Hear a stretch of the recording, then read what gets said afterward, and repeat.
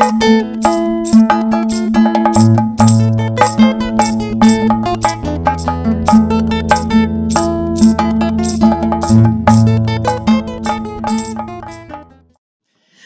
a nossa drashá, nosso estudo, ministração aí a respeito da Parshas Mishpatim, que nós lemos aqui durante o Avodat Torah. Como eu comentei, né, durante aqui o nosso estudo, hoje é o Shabbat Kalim, que é o Shabbat que antecede o mês de Adar, né, com o início do mês de Adar. E tem um porquê histórico, né, deste Shabbat ser Shabbat Shekalim, que era um momento muito específico, algo muito específico que era feito pelo povo de Israel nesta época, né? Em que cada pessoa do povo, cada indivíduo contribuía lá com meio shekel, ou machatzita shekel, né, o meio shekel. Para quê? Para que fossem comprados, por exemplo, animais para os sacrifícios, né, na época do templo, do tabernáculo, e para outros benefícios que eram coletivos, que eram para toda a comunidade. Então, cada um trazia sua contribuição. O meio shekel é a metade, ainda hoje é a metade de uma unidade. Por exemplo, é como se fosse, né, respeitando os pesos aí, que shekel era prata, né? Vamos colocar assim, 50 centavos. Então, cada um contribuía 50 centavos. Mas a somatória disso, pensa em todo o povo, né, somando meio shekel de cada um, quanto que não era. E eram sempre compradas coisas, principalmente animais para sacrifícios, mas outras coisas também, que eram para o benefício de todos. Então fala muito dessa questão colaborativa de cada um. Não importa se a gente acha, minha parte é muito pequena, eu só venho aqui e canto aqui, né? A minha parte é muito pequena, mas não é pequena. Porque somando com o que cada um contribui, né, com aquilo que cada um contribui, vira muito. E todos têm o benefício disso.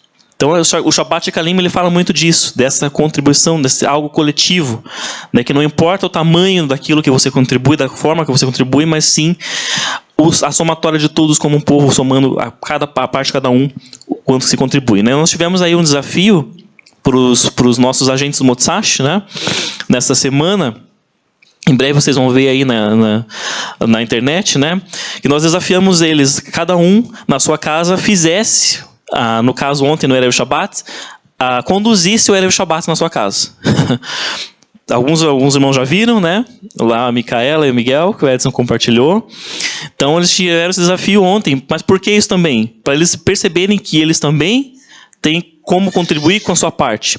E eles mandaram muito bem. Os que eu vi por enquanto, nem todos ainda já mandaram, mas os que eu vi foram muito bem nesse desafio, né? Fizeram o Erev Shabbat na sua casa ali, fizeram o Kiddush, né? A Andréia também eu vi, e assim por diante. Foi muito bom, tá? Então tem a ver aí com o Shabbat Kalim.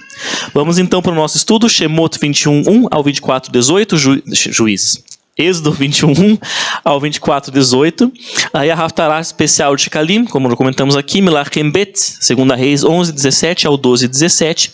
E a porção da Brit Hadashah, da Nova Aliança, Lucas 6:20 até o 38. Então, essa paraxá, vamos ver quais são os tópicos que ela tem, como nós já fazemos aqui de costume, né? Temos lá, então, quando começamos a leitura aqui, falando dos Mishpatim, dos juízos, preceitos, leis, enfim. Aqui a Torá azul da Sefer traduz como leis, seria Mishpat, juízo, né? Mishpatim, juízos, tá?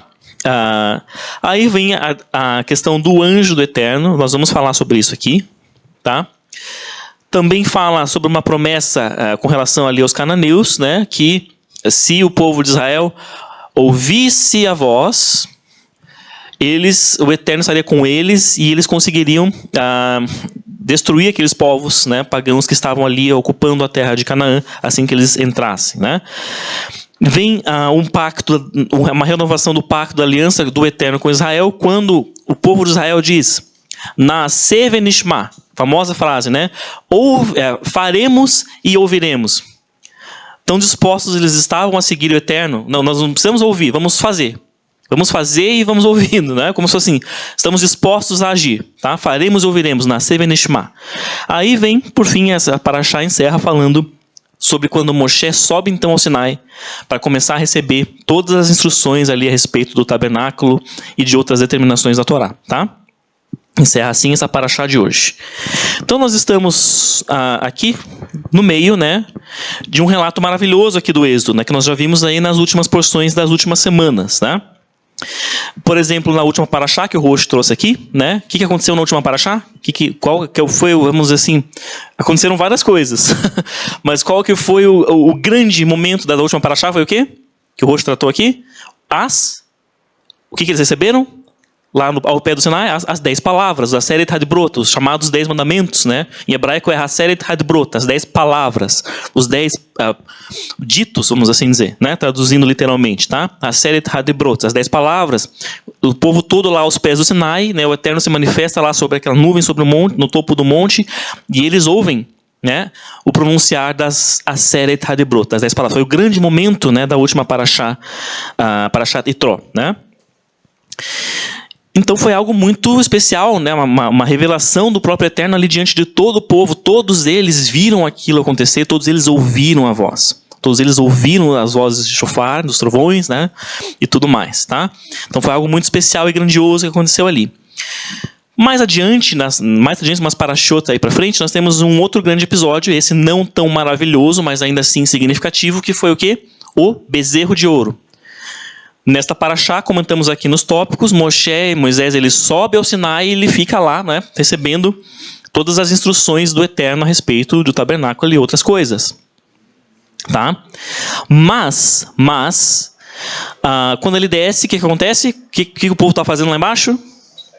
A idolatria, né? Bezerro de ouro e toda aquela bagunça que eles fizeram. Então é o outro grande episódio que acontece nessa linha do tempo aqui de Êxodo, de Shemot, vamos assim dizer, tá? Mas antes de nós chegarmos ali no bezerro de ouro, antes disso, a Torá ela começa a fazer uma digressão, né? Uma digressão, como assim?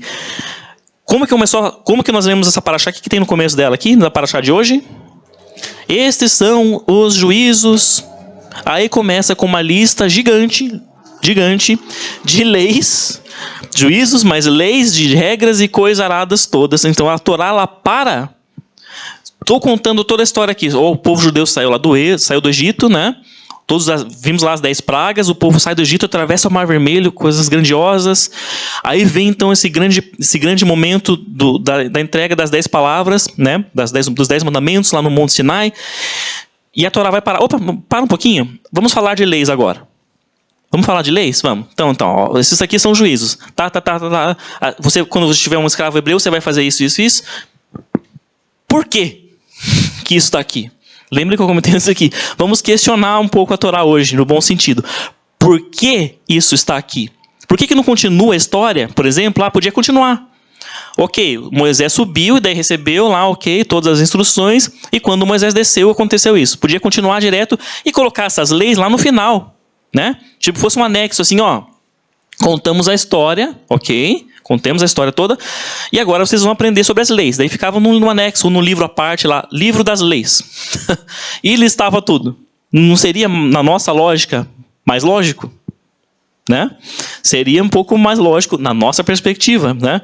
Por que a Torá começa então aqui? Neste momento ela interrompe a história que ela está contando, interrompe e começa a falar de leis, e leis assim, a princípio muito aleatórias. Né, que fala de escravo, fala depois das jovens, fala não sei do que, coisas aleatórias. Por que a Torá faz isso? Né? Vamos questionar um pouquinho hoje. Por que não termina a história e deixa essas leis lá para o final? Né? Para a gente entender, então, a gente vai analisar, vamos pegar algumas dessas leis que tem aqui em Mishpatim, nessa paraxá de hoje, e vamos fazer uma análise delas, para a gente tentar entender por que isso está aqui, o que isso quer dizer, por que aparece aqui do nada. Vocês não são, né? Vocês já estão aqui há algum tempo, todos, a maioria. Vocês já sabem que a gente sempre fala. Nada na Torá é por acaso. Não foi um erro de Moisés lá. Moisés, esqueci o que eu ia contar agora. Acho que eu vou falar de leis e depois eu volto para contar o que eu estava contando. Depois eu lembro.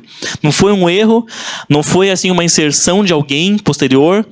Tudo que está aqui porque está e porque tem um propósito e porque tem algo a dizer e que tem relação com o que vem antes e com o que vem depois. Né? Vamos então analisar essas leis para tentar entender isso. Para isso é importante a gente fazer uma pergunta para nós mesmos, quando a gente for analisar essas leis. Do que elas nos lembram? Vamos ver então algumas e pensar. O que isso aqui nos lembra? Vamos lá. Então a primeira, Êxodo 21:12, ainda no capítulo 21, aqui primeiro capítulo dessa porção. Aquele que ferir a um homem e o matar, certamente será morto. Tá? E a palavra ali no hebraico, make ish vamet. Tá? Make ish vamet. Tá? Certamente estará morto. Êxodo 21, verso 12. Tá? Vamos pensar, não guardem por enquanto. O que isso aqui será que isso aqui nos lembra? Tá? Uma outra lei aqui de Mishpatim, dessa paraxá. 21:16. E aquele que rouba um homem e o vender, e for encontrado em sua mão, será certamente morto. Ali, ó, tá? A palavra lá no hebraico, vegonev ish umkaro, tá? Aquele que rouba um homem e o vender, tá? E uma outra lei para a gente analisar aqui, verso 17. E aquele que maldisser a seu pai ou sua mãe, talvez aqui vocês puxem alguma coisa. Aquele que maldisser a seu pai e a sua mãe será certamente morto. Mikalel aviv ve'imo. Aquele que maldiz, né, amaldiçoa o pai e a mãe será certamente morto. Então vamos pensar nessa pergunta que eu lancei. Pegando essas 3 leis aqui como exemplos. O que elas nos lembram? Elas nos lembram, elas parecem aludir a alguma outra coisa? O que elas estão nos lembrando? Quando eu comecei a estudar, essa aqui me chamou mais atenção, a última, a terceira. Falei, realmente, o que elas estão nos lembrando, essas leis aqui? Né? Elas lembram de alguma coisa? Sim. O quê? Isso, a Aseret HaDibrot, os 10 mandamentos. Como assim? Já vamos ver. Elas estão remetendo, essas 3 leis que nós pegamos aqui, elas estão remetendo a 3 dos 10 mandamentos, das 10 palavras, da série de HaDibrot. Vamos ver lá então, as 10 palavras, tá? Então, de novo, a primeira, Êxodo 21:12. Aquele que ferir um homem ou matar, certamente será morto. Ou seja, o que está falando aqui? Não, o quê? Qual que é o mandamento? Não matarás, né? Não matarás, obviamente, tá? Lotirtzá, não matarás, não assassinarás, né? Em outras palavras, Êxodo 20:13. Então, óbvio, claro, está falando aqui como se fosse um destrinchar desse não matarás, tá? Então, aquele que ferir um homem ou matar será morto, enfim. Está falando do não matar, tá? A próxima lá que nós pegamos, 21:16. Aquele que rouba um homem e o vender, e for encontrado em sua mão, certamente será morto. Está falando do quê? Óbvio, não roubar. Não roubarás, né? Lo tignov. Lo tignov, notem que é o mesmo verbo. Tignov, vegonev, tá? Ali, mesma raiz é o mesmo verbo. A palavra no hebraico, que a Torá usa, tá? Então remete a isso. E a terceira que nós pegamos, que para mim foi a mais que me saltou os olhos, que era muito óbvia, né? E aquele que maldisser a seu pai e sua mãe será certamente morto. Está falando do mandamento de honrarás, né, o teu pai e a tua mãe, tá? Kaved etaviv ve'etimo, tá? Êxodo 20:12. Está falando desse mandamento aí, por exemplo, tá? Aí você vai falar assim, tudo bem, pegamos 3, o Jacob escolheu 3, bem certinho para dizer que tem um paralelo com as 10 palavras aqui. Mas são só 3 exemplos. Isso não quer dizer nada. Né? Pode ser só uma coincidência, ou a Torá falou de alguns ali, mas tem outros que não parecem não fazer sentido, né, com os 10 mandamentos. Parecem não estarem associadas com os 10 mandamentos. Acho que não tem conexão nenhuma. Você pode pensar isso, né? Não significa que isso aqui tem uma conexão só porque tem 3 aqui que estão falando, que remetem a 3 dos 10 mandamentos, tá? Mas nós vamos ver que tem uma conexão. Obviamente, não vamos parar por aqui. Tem mais coisas aí para nós puxarmos, tá? Vamos falar então de princípios. Se a gente pegar, o que são os 10 mandamentos, afinal de contas? Os Aseret HaDibrot. O que eles são em essência? Eles são o quê? São princípios, né? São princípios macro, vamos assim dizer. São grandes princípios. Não matarás, você não vai matar ninguém. Não roubarás, você não vai roubar ninguém. Vai honrar o teu pai e tua mãe, né? São princípios macro e fundamentais, vamos assim dizer. São grandes princípios. É isso que as 10 palavras são, grandes princípios. E se a gente pensar então nas leis de Mishpatim, que começa a falar aqui nessa porção, o que elas seriam? Elas são nada mais, nada menos que uma multidão, várias aplicações diferentes daqueles princípios. Então, se a Torá trouxe em Êxodo 20 o relato de quando o povo recebeu esses 10 princípios, as 10 palavras, os 10 mandamentos, o que vem na sequência é nada mais, nada menos que um destrinchar daqueles 10 princípios. De maneiras diferentes que aqueles 10 princípios deveriam ser aplicados pelo povo no seu dia a dia. Basicamente isso, né? Pegando por aí, mais ou menos, tá? Aplicações daqueles princípios maiores. Um dos estudiosos da Torá que sugere isso, e um dos que eu mais gosto, é o Nachmanides. Já citei ele aqui outras vezes. O Ramban com N, não o Rambam com M, esse eu já não gosto muito. Mas o Ramban com N eu gosto bastante dos comentários dele. É o Nachmanides. E ele sugere isso. Ele aponta, ele fala, ó, essas leis aqui de Mishpatim, elas estão relacionadas com os 10 mandamentos, com os Aseret HaDibrot.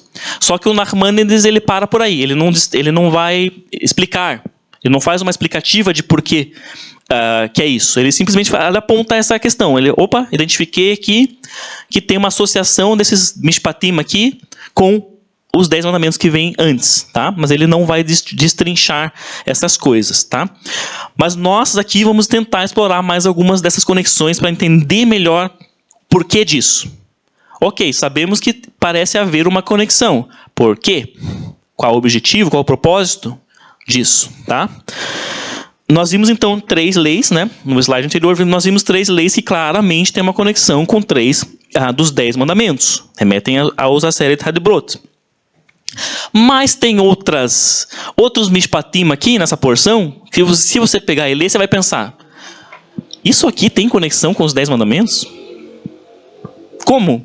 Né? Vamos ver alguns agora. Como que isso aqui tem conexão com os 10 mandamentos, né? Parece que não tem nada a ver. Vamos ver algumas aqui que talvez pareça, a uma primeira leitura, parece que não tem nada a ver com o Aseret HaDibrot, com nada que fala no Aseret HaDibrot. Mas vamos analisar o texto minuciosamente, com minúcias, para nós começarmos a perceber que talvez eles tenham também alguma conexão, tá? Vamos lá, as primeiras leis então se relacionam. Quando nós começamos a ler aqui a porção, nós vemos aqui durante o Avodat Torá, né? O que ela falou no início sobre o quê? Escravos hebreus, né? Estava falando aqui, ó. Quando comprares um escravo hebreu, né? Primeira coisa que fala, ele servirá 6 anos e no 7º sairá livre de graça. Vamos ler aqui. Então, Êxodo 21, verso 2. Quando comprares um escravo hebreu, ele servirá 6 anos, e Bashvi, no 7º sairá livre de graça. Isso lembra vocês de alguma coisa?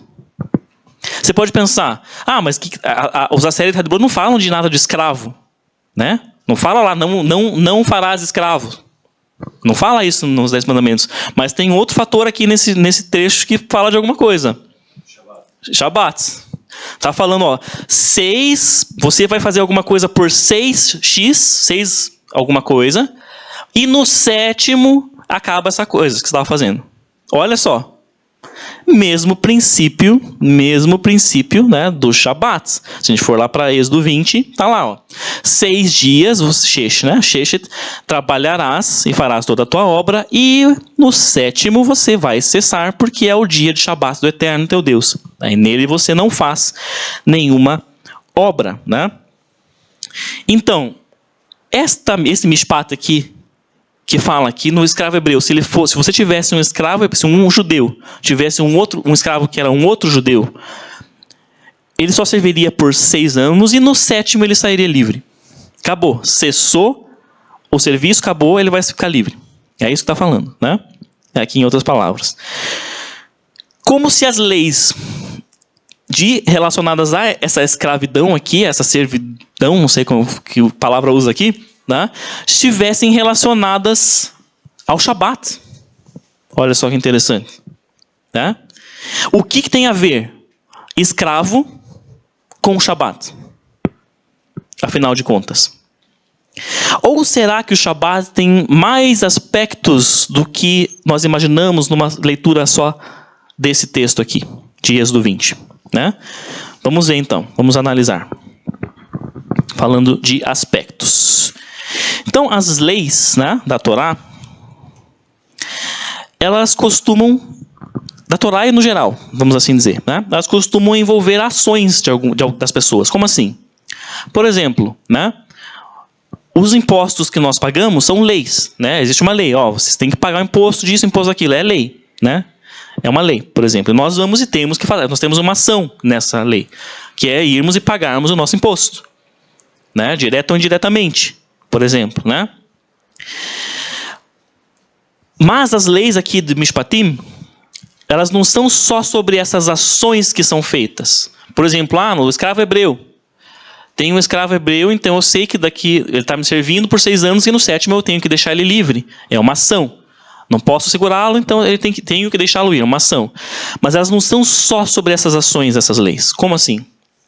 Essas leis, elas são expressões daqueles princípios maiores que nós falamos, dos Aseret Hadibrot. As leis da Torá, isso aqui de Mishpatim especificamente, são expressões daqueles princípios maiores. Como assim, né? Vamos voltar para o tema impostos aqui. Todo mundo gosta. Tema impostos. Qual o objetivo dos impostos? Né? Qual o objetivo dos impostos? Que deveria ser, né? Vamos assim dizer. Que deveria ser, né? É isso aí. Aqui no Brasil, infelizmente, não é o que deveria ser. Mas vamos num país ideal. Qual o objetivo dos impostos? Você ter o quê? A população ter o quê? Um retorno, né? Que é segurança, saúde, uma saúde pública boa, educação, né?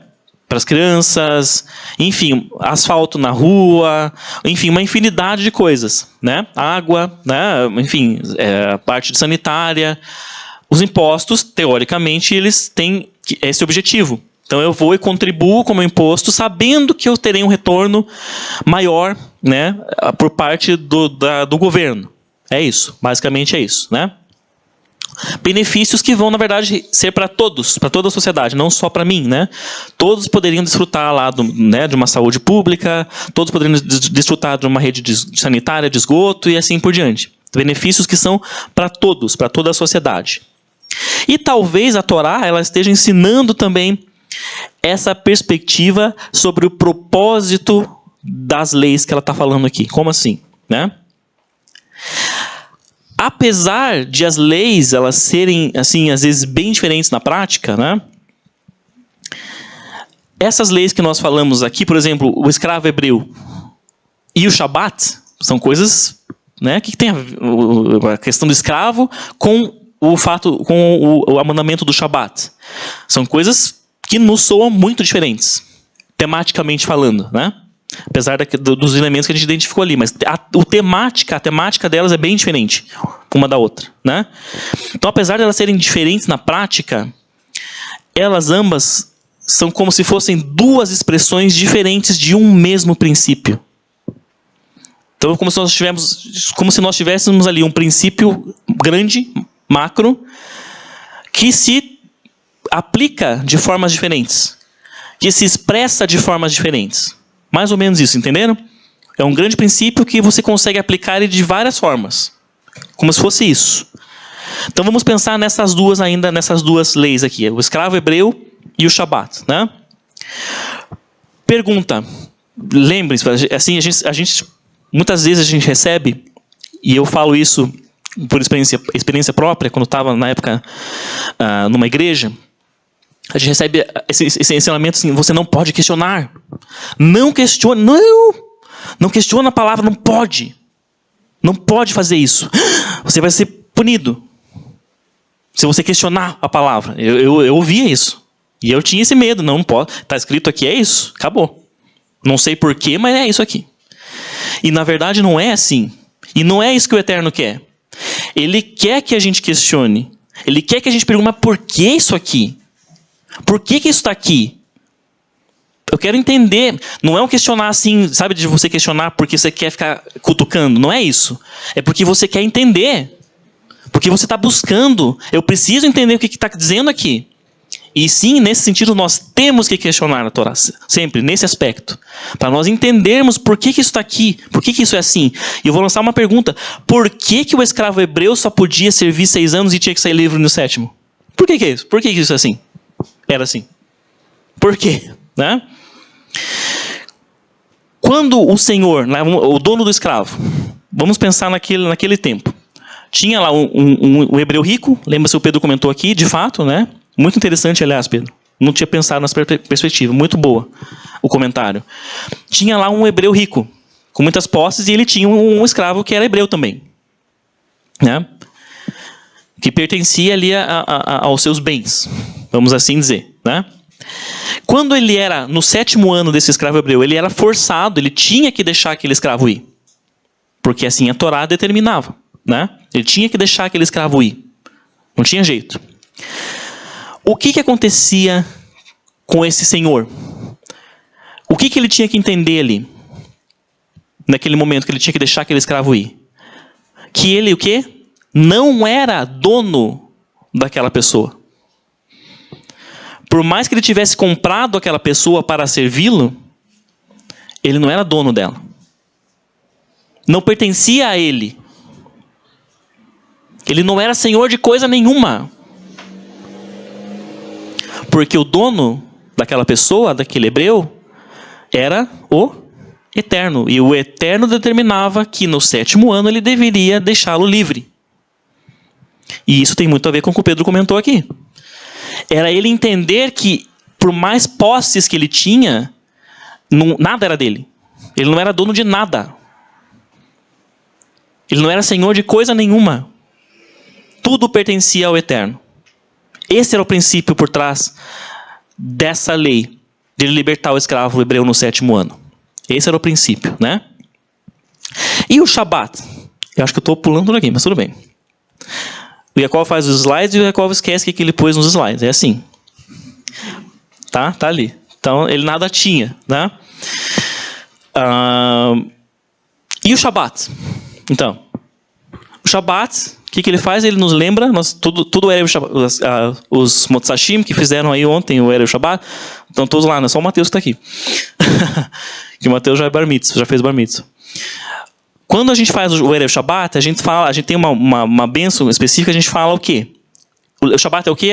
Em recordação do quê? Da criação, né? Em recordação da obra da criação. É um trecho de uma das bênçãos que a gente faz no Erev Shabat. Recordação na obra da criação. Ele lembra da criação, né? Mas com o princípio do quê? Qual é o princípio por trás disso? De lembrar da criação no Shabat. O que tem por trás disso? Que o Eterno, claro, é o Criador e a fonte de todas as coisas. Quando nós paramos o nosso trabalho, cessamos de trabalhar e paramos para lembrar que há um Criador e que houve uma criação. O que é isso? O que tem de macro por trás disso? Eu identificar que o quê? Eu não sou dono de coisa nenhuma. De que eu posso trabalhar, e se o Criador não me fornecer a saúde, por exemplo, de nada vai me adiantar. É o mesmo princípio lá do escravo hebreu. Entendem? É o mesmo princípio. Eu entender que eu não sou dono de nada. Eu não tenho nada, é tudo dele. Tudo que está aqui na minha frente, que está aqui na minha casa, é dele, não é meu. Foi ele que me deu, foi ele que me concedeu. Este é o princípio por trás disso, dessa lembrança do Shabat, né? Lembrar disso. De que o mundo, de que o universo não funciona de acordo com as minhas regras. Ou a gente tem o controle do universo. Posso controlar quando chove, posso controlar quando... Eu, por exemplo, não gosto de chuva. Sou uma pessoa, quem me conhece há mais tempo sabe, não gosto de chuva mesmo, tá? Confesso, estou confessando aqui, não gosto de chuva, então esse tempo assim já me deixa meio, né, irritado. Eu posso controlar quando chove, quando não chove? Não. Por mim estaria um sol maravilhoso lá fora hoje, estaria confirmado o nosso passeio de terça, que se estiver chovendo não vamos poder fazer, né, porque é o parque aberto, né? Por mim estava só o sol. Mas eu não tenho esse controle, não sou eu que determino essas regras. Nem essas e muito menos as do universo, do cosmos todo. Então o mundo não é meu, nada é meu, tudo é dele. Esse é o princípio por trás do Shabat, né? Nada é conforme as nossas regras. Nada é conforme as nossas regras. Então vamos ver outra lei também nessa paraxá, para a gente pensar nesses princípios. Aqui já foi. Ó, Shemot 23, verso 1. Êxodo 23, 1. Não des ouvido a falso boato, não acompanhes o mal para servir de falso testemunho. Êxodo 23, verso 1. E a gente pode pensar assim, vamos pensar de novo. Então, essas mishpatim aqui, está tá na Parashá Mishpatim ainda, tá? Então, esses mishpatim, eles remetem aos 10 mandamentos. Qual que se remete? Não dá falso testemunho? Será? Ahá, agora eu fiz uma pegadinha para vocês. À primeira vista parece que é isso. Mas vamos ver o que está falando. Tem uma coisa no hebraico ali bem distinta. Parece que é esse, mas não é. O Pedro já pegou. Isso. Tá? Tem um texto em hebraico ali que é uma linguagem que tem a ver com outro dos 10 mandamentos, não com o não dar falso testemunho. Lá, Lotissá, Shema, Shavê. Tá? Já vamos ver o que é isso. Tem a ver com esse tipo de construção de linguagem, tem a ver com outro mandamento. Que é a mesma linguagem de qual? Mandamento? Êxodo 27. Não tomarás o nome do Eterno teu Deus em vão. Olha lá, vejam lá no hebraico. Mesmo quem não sabe ler, identifiquem as letras. É a mesma construção. Lotissá, Etchem. Tá, não tem o Shem, não tem o Et lá, mas assim, a construção Lotissá, tananã, tananã. Tá? Não tomarás o nome do Eterno teu Deus em vão. Quase praticamente as mesmas palavras, a mesma construção de frase ali, vamos assim dizer, com o início igual, né? Mesma lotissá, tá? Mesma construção. Ou seja, então temos aqui uma conexão entre esse mishpat e esse mandamento aqui dos 10 mandamentos, tá? Temos uma conexão ali nesse aspecto. Como assim? O que eles têm a ver? De novo, o que eles têm a ver um com o outro? O que tem a ver? Eu não dar falso testemunho de alguém, não levar alguém a falso testemunho, e não tomar o nome do Eterno em vão. O que tem a ver uma coisa com a outra, né? Pergunto para vocês, o que acontece quando uma pessoa dá um falso testemunho sobre outro? Tem um julgamento, e eu sou chamado lá para testemunhar. E eu vou lá e conto uma mentira naquele julgamento. Eu dou um falso testemunho para aquele réu, para aquela pessoa, sobre aquela pessoa. O que acontece quando eu faço isso? Ela vai ser o quê? Vai ser condenada, né? E o que vai acontecer com algo que é preciosíssimo para a identidade dela? O que é esse algo precioso para a identidade dela? O seu nome. Porque ela vai ser condenada e exposta, né? E o seu nome vai ser manchado. O seu nome vai ser corrompido por causa do meu falso testemunho. É isso que acontece.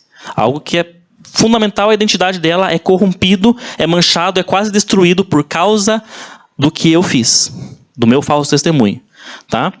Então, a gente entende melhor assim o que é não tomar o nome do Eterno em vão. Não é só eu pegar e ficar falando, oh meu Deus, aí fora do contexto. Muita gente acha que é só isso, né? Não vou ficar falando, oh meu Deus, aqui para qualquer coisa, porque isso é tomar o nome do Eterno em vão. Não é só isso. Não é só isso, né? O que é fazer isso? É não diminuir e não desvalorizar quem ele é. Esse aspecto que tem por trás disso aqui. É eu, com a minha atitude lá fora, isso é muito mais grave, não desvalorizar, não tirar o valor, não diminuir e não distorcer o nome dele lá. Isso é não tomar o nome do Eterno em vão também. Isso é pesadíssimo para nós. Para mim, confesso, também. Né? Com a nossa atitude, muitas vezes acabamos fazendo isso, quebrando esse mandamento lá fora. Para as pessoas que não o conhecem, né? A pessoa olha para você, você que fala que é servo do Eterno, você, né? Ficando bravo aí, sei lá, né? E às vezes aí a gente está, tomando o nome do Eterno em vão. É isso, nesse sentido. Né? Não é só eu falar, aí, meu Deus, não é o falar. É a minha atitude, sempre tem um princípio maior por trás. E vamos caminhando quase para o fim, para mais um exemplo aqui. Aí temos, em Êxodo 22, 21, esse mishpat. A nenhuma viúva ou órfão afligireis. Tá? Não afligireis órfãos e viúvas, né? Aí você pensa assim, esse aqui não tem nada a ver com nenhum dos 10 mandamentos, porque em nenhuma parte dos 10 mandamentos fala sobre órfãos e viúvas. né? Não fala especificamente disso. Você pode pensar assim. Mas tem uma palavra em hebraico ali que eu destaquei também. Lotane. Né?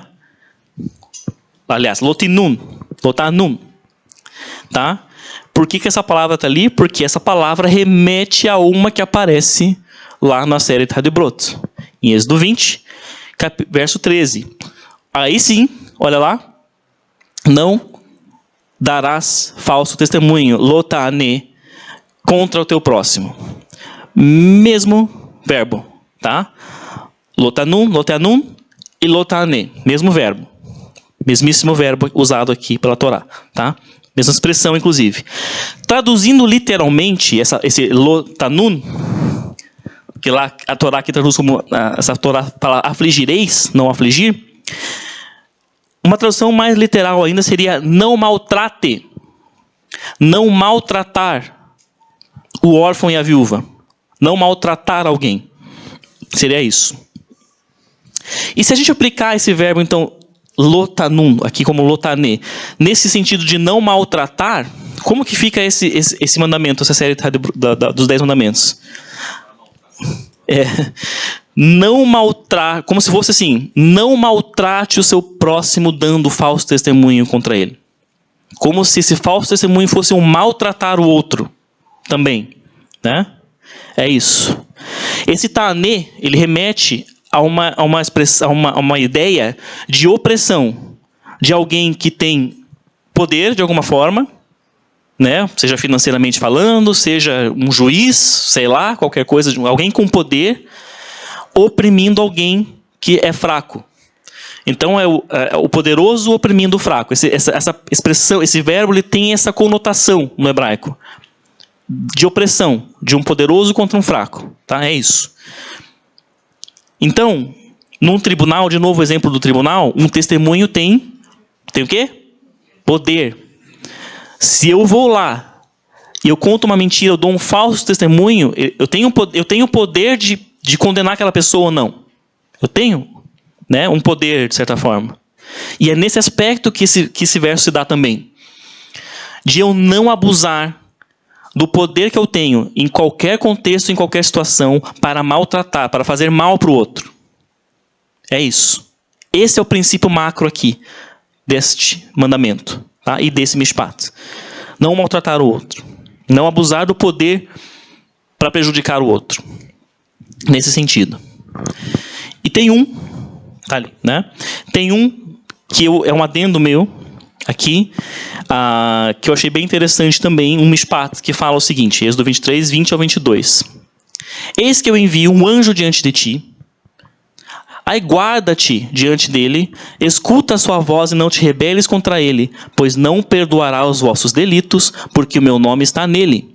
Pois se ouvirdes sua voz e fizeres tudo o que falar, serei inimigo de teus inimigos e adversário de teus adversários.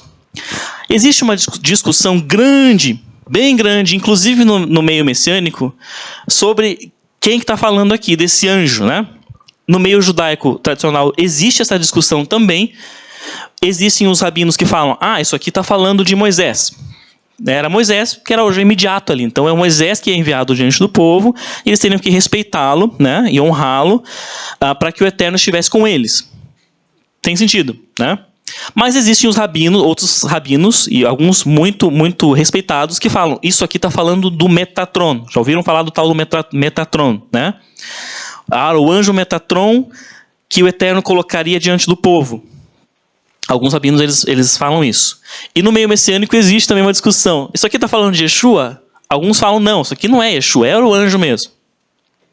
Tá? Não estou dizendo o que é verdade e o que não é. É a interpretação de cada um. A Torá nos permite isso, tá? Mas vamos ver algumas coisas curiosas aqui. Eu destaquei uma palavra ali, em hebraico, né? Guarda-te, hashomer, tá? Porque se a gente está falando que esses mishpatim que aparecem nesta porção, isso aqui é um mishpat. É um mandamento lá, ó. Guarda-te, né? Tem uma ordem do Eterno aqui, ó. Vocês vão guardar diante dele e vão ouvir a voz dele. É um mandamento, né? É um mandamento isso aqui, também. E se nós estamos falando que esses mishpatim, eles remetem aos Aseret Hadbrot, às 10 palavras, aos 10 mandamentos, o que será que está remetendo isso aqui? O que isso diz para nós? Vamos pensar assim, tá? Então, Hishamer, né? Guarda-te. E a gente vai... O que lembra guarda? Guarda alguma coisa? Shabat? Mas se você for lá em Êxodo 20, não fala guarda o Shabat, fala o quê? Lembra. Zachor, no dia de Shabat para santificá-lo. E então Jacob errou aqui. Achou que era uma coisa, trocou. Mas se você for lá em Deuteronômio, tem uma particularidade. Deuteronômio 5:12, quando ele está retomando lá os 10 mandamentos, a palavra que é usada lá é Shamor, é guarda o dia de Shabat, né? Shamor. Segundo a tradição judaica, quando eles estavam recebendo lá os Aseret Hadbrot no Sinai, é como se eles ouvissem essas duas palavras ao mesmo tempo. Eles ouviram o lembra e ouviram observa, como se eles conseguissem ouvir e identificar que eram as duas ao mesmo tempo. Isso é algo da tradição judaica, tá? Eles ouviram as duas palavras ao mesmo tempo. Mas é curioso que em Êxodo está de um jeito, e lá em Deuteronômio, quando retoma os 10 mandamentos, está de outro, né? O mesmo mandamento, duas palavras diferentes. Lembrar e guardar. Lembra e observa, né? E aí vamos pensar assim, lembrar é o quê? Quando eu estou lembrando de algo, o que é isso? É algo que já aconteceu, né? Se eu estou lembrando é porque já aconteceu. Eu lembro que eu fui no zoológico quando eu era criança. Estou lembrando de algo que já foi, que já passou, né? Lembrar é sempre relacionado a uma memória. Trazer à memória o que já existiu, né? Lembrar do que já aconteceu. É isso, lembrar é isso, um passado, tá? E o guarda, o observa é o que será? O que é o você guardar? Quando eu estou guardando algo, né?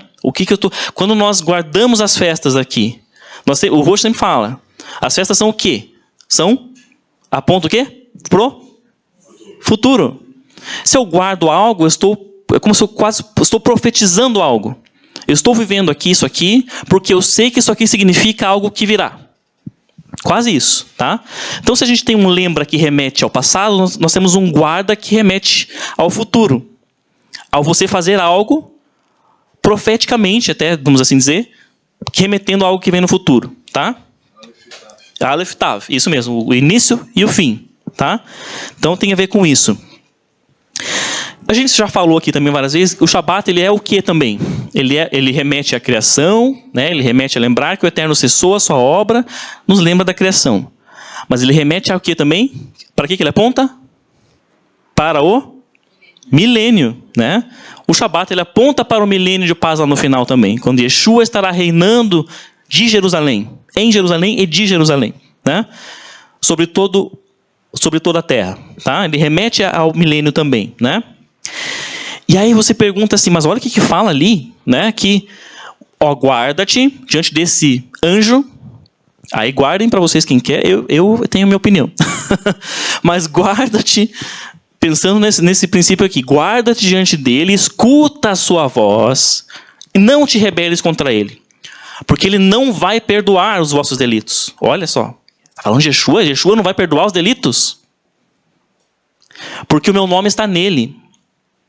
Pois se vocês ouvirem e fizerem tudo o que ele falar, eu serei o inimigo dos inimigos de vocês e o adversário dos adversários de vocês.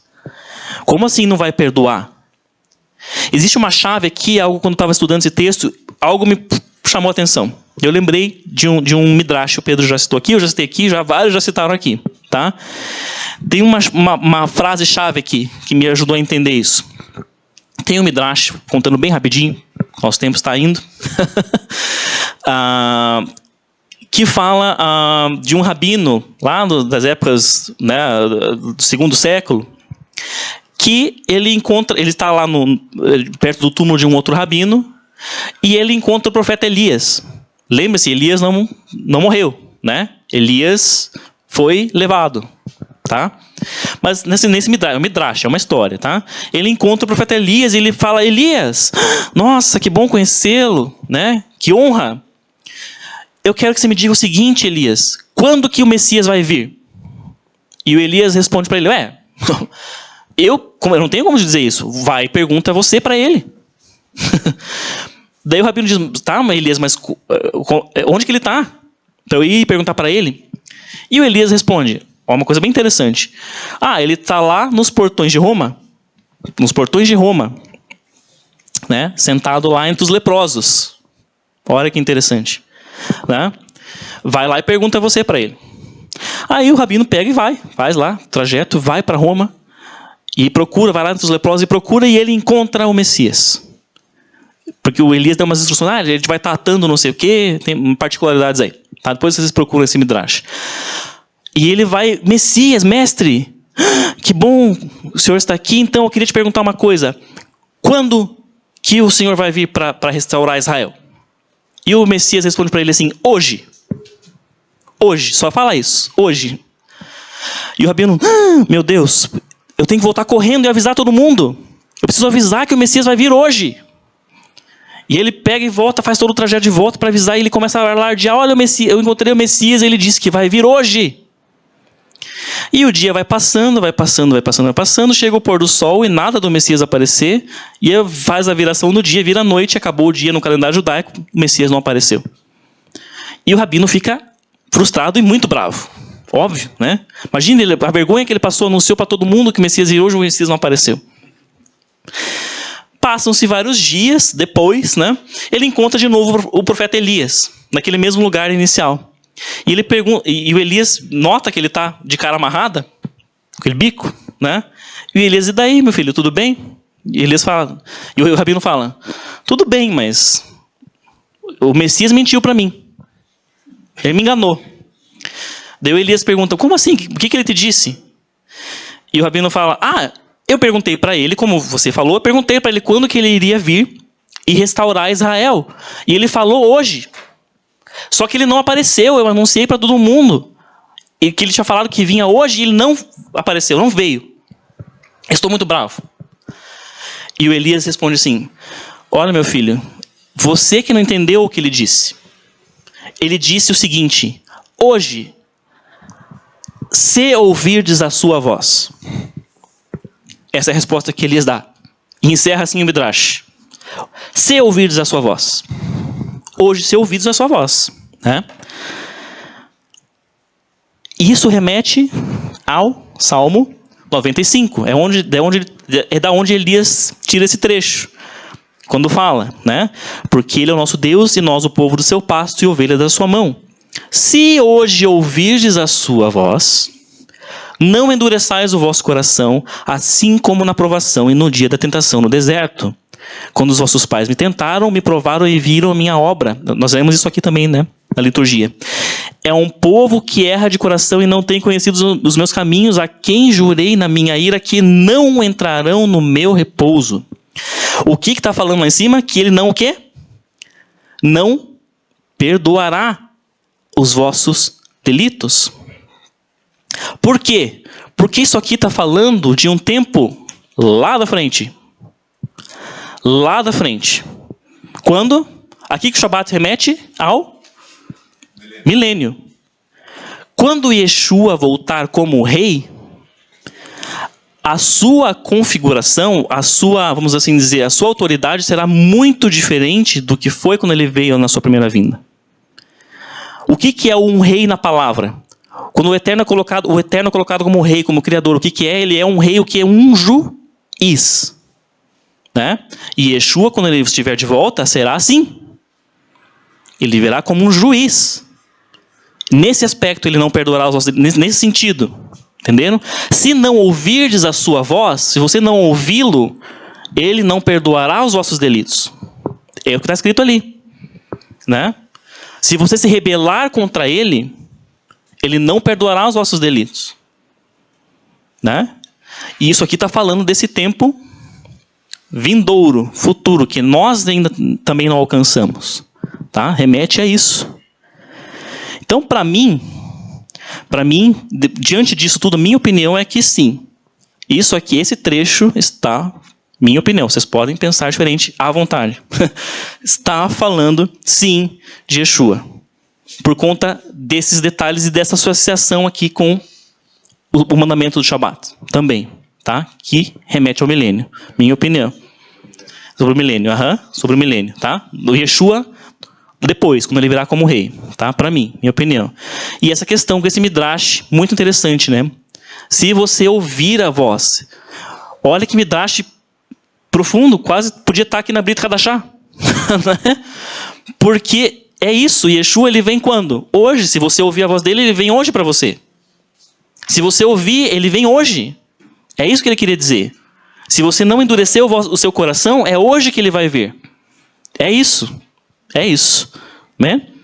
E caminhando ao nosso último slide, vamos só retomar a pergunta que a gente fez. Opa, não, tem algo errado aqui. Enfim, retomar a pergunta que a gente fez. Por que esses mishpatim estão aqui neste momento agora? Por que a Torá vai parar de contar a história e começar a falar desse monte de leis? Né? E tem inúmeras outras que a gente não abordou aqui nesse estudo. Se fosse abordar todas, a gente ia ficar aqui até, sei lá, quando? Ia emendar com o Shiluv amanhã. Ficava direto, já emendava para o Shiluv. Só peguei algumas, né? São muitas, tá? Depois vocês em casa podem começar a explorar. Lição de casa. Vamos explorar essas leis e começar a tentar identificar a que elas estão remetendo. Dessa porção aqui, tá? Então, vamos retomar a pergunta inicial. Por que essas leis estão aqui? Neste ponto, né? Quando o povo estava no Sinai, então, o Eterno disse, né? Êxodo 19:6. E vós sereis para mim um reino de sacerdotes e um povo santo. Tá? O que é isso aqui? É uma missão que o povo de Israel estava recebendo. Ó, vocês vão ser um reino de sacerdotes e um povo santo. Esta é a missão de vocês. Quase isso. Era uma missão que eles recebiam, né? O que é isso? O que é ser um reino de sacerdotes e um povo santo? É fazer a diferença num mundo em que os outros não eram sacerdotes e não eram santos. E que vendo essa diferença desse povo, os outros se interessassem e se aproximassem do Deus Criador. É isso. Essa é a missão de Israel. Tá? É isso, basicamente é isso que está falando aqui. Mas como que isso se daria? Como que isso iria acontecer? Né? Essa Parashá Mishpatim, ela nos responde. Como que isso ia acontecer? De que maneira? Então eles estavam no Sinai aqui, Êxodo 19, e no 20, né, eles recebem a série de Hadibrot, as 10 palavras. Tá? Esses princípios grandes, que são as 10 palavras. E aí vem essa Parashá Mishpatim logo na sequência, nos responder como que aquelas 10 palavras iriam se refletir nessa missão do povo de Israel. De que maneira? Como? De que forma? No seu dia a dia. Na aplicação do seu dia a dia. Esses mishpatim são aplicações práticas de coisas do dia a dia. A aplicação prática daqueles 10 mandamentos grandes no dia a dia de cada indivíduo do povo de Israel e de nós aqui hoje. Detalhes. Porque é muito fácil falar, eu não mato, eu não roubo, né? Creio que ninguém faz isso. Eu não mato, nunca matei, nunca roubei ninguém. Princípio macro, ok, ótimo. Claro que isso é importante e bom. Mas no dia a dia tem minúcias dessas coisas. Às vezes, o que a Brit Hadashah fala? Às vezes eu mato alguém com o quê? Com a língua. Isso é matar também, né? Então existem minúcias nas aplicações práticas dessas coisas. E por isso que começa a falar de Mishpatim aqui nesse momento. Porque era assim, como o Eterno falasse, ó, vocês receberam aqui esses grandes princípios, mas aqui, ó, vocês vão aplicar no dia a dia desse jeito. Ó, tem aspectos desses mandamentos que vocês têm que aplicar no dia a dia. Não é só o macro, tem os micros, que são até às vezes muito mais importantes, porque é o teu cotidiano que vai responder a isso, né? As práticas do dia a dia. Era como se fosse uma mensagem do Eterno dizendo assim, olha, esses mandamentos, essas regras, esse monte de leis, não são regras opressivas para oprimir vocês com uma carga de leis, de coisas para cumprir. Não é isso. Não são regrinhas chatas. Elas são manifestações daqueles grandes valores que vocês viram nos 10 mandamentos. São manifestações daqueles valores, essas regras, essas leis, esses mishpatim. E você vai inculcar aqueles princípios em você, cumprindo esses mishpatim. A forma que o Eterno queria que o povo inculcasse aqueles princípios grandes era isso, por meio dessas coisinhas, desses detalhes, dessas regrinhas, desses mishpatim diários do cotidiano. vivenciá-los e moldá-los na nossa vida no dia a dia. A Torá, o Roxo falou aqui várias vezes, e a gente sempre fala, é para hoje, é para agora. Não ficou lá no passado com regras grandes. Né? Muitos falam, Yeshua só ensinou, tá bom, né? Não, amará o teu próximo. Acabou. Sim, mas como isso se dá? Né? Esse é um grande problema nas igrejas hoje. Você tratar o amor como essa coisa etérea, esse sentimento que fica voando no ar. Ah, que lindo. Mas como que isso se dá? O importante é o dia a dia, é o meu cotidiano aqui com você. Ó. É assim que vai se concretizar, que vai se manifestar esse valor do amor ao próximo. Nas coisas simples e pequenas. Não no sentimento grande, no princípio macro. Né? Amém?